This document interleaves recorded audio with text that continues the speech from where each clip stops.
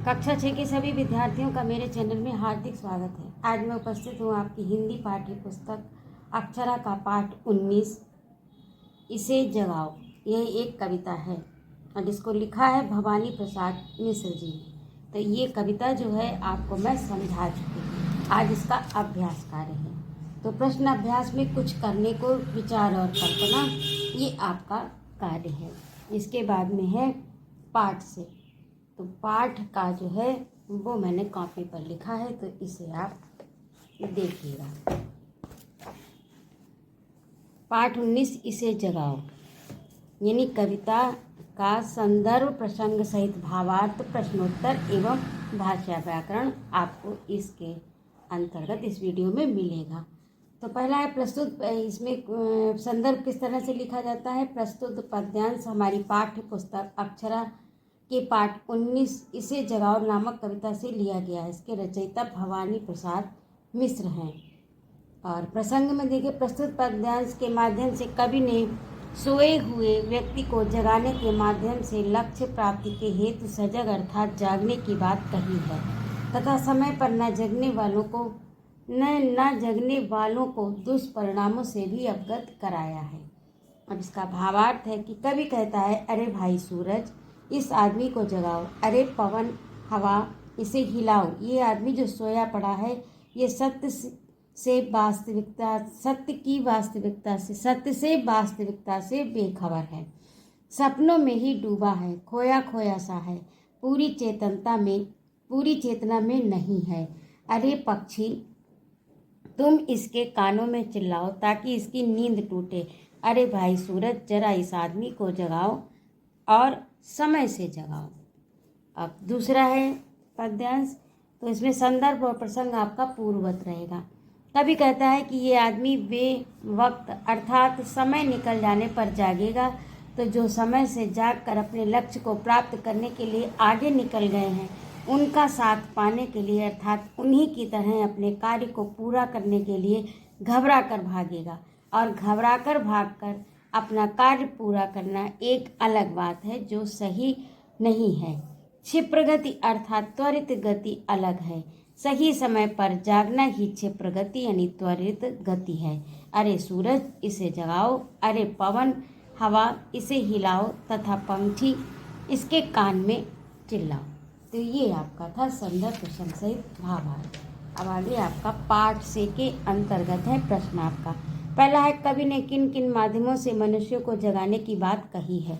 तो कवि ने सूरज, हवा, पक्षी के माध्यम से मनुष्य को जगाने की बात कही है।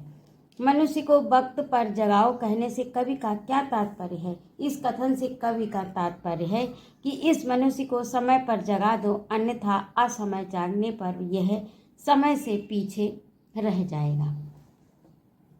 अब भाषा की बात के अंतर्गत है पर्यायवाची आपके। तो पवन, हवा, समीर, अनिल, पंछी का खग, विहग, नभचर, वक्त का समय, काल, और सजग का सचेत, सावधान, क्षिप्र का त्वरित, तुरंत, और तत्सम रूप के अंतर्गत है सूरज का सूर्य, हवा का वायु, सच का सत्य, कान का कर्ण, और सपना का स्वप्न। शेष आपका आपकी पुस्तक में है, इसे देखिए। निम्नलिखित वाक्यों के रिक्त स्थानों की पूर्ति रेखांकित शब्दों के विलोम शब्द से करिए, यानी जो शब्द रेखांकित है उसका विलोम लिखना है। तो पहले में है, अच्छे स्वास्थ्य के लिए समय से जागना, समय से जागना, जागना का विलोम क्या होगा, सोना चाहिए। इस प्रकार से ये आपका वाक्य पूरा हो रहा है। शिक्षा हमें सही और गलत का निर्णय करने में सहायक होती है। तो सही आपका रेखांकित शब्द है और इसका विपरीत शब्द गलत होगा। तो इस तरह से ये वाक्य पूरी तरह बन भी रहा है। शिक्षा हमें सही और गलत का निर्णय करने में सहायक होती है। सच बोलने वाले झूठ से दूर रहते हैं। तो यहाँ पर सच जो है वो रेखांकित शब्द है, उसका विलोम झूठ शब्द है। वक्त बेवक्त खाने से अनेक बीमारियां होती है। वक्त इसका रेखांकित शब्द है और इसका विलोम बेवक्त है या असमय। अब वक्त दिया है तो बेवक्त ही उचित रहेगा। दौड़ में आगे देखना चाहिए, तो आगे इसका रेखांकित शब्द है और इसका विलोम पीछे है, मुड़कर नहीं। अब 4 भाषा की बात के अंतर्गत चौथे प्रश्न में देखिए, वाक्य में शब्द के जिस रूप द्वारा संज्ञा या सर्वनाम का संबंध क्रिया के साथ ज्ञात होता है उसे कारक कहते हैं। ये कारक की परिभाषा है, इसे आप नोट कर लीजिए और इसको याद कर लीजिए। कारक के चिन्हों को विभक्ति कहते हैं। इसको भी आप याद कर लीजिए, ये आपके आगे काम में आएंगे। कारक और विभक्ति इस प्रकार से यहाँ पर दिए गए हैं। अब 5 में है, निम्नलिखित वाक्यों में विभक्तियों को रेखांकित कीजिए एवं कारक का नाम लिखिए। तो पहला है जरा इस आदमी को जगाओ, तो इसमें को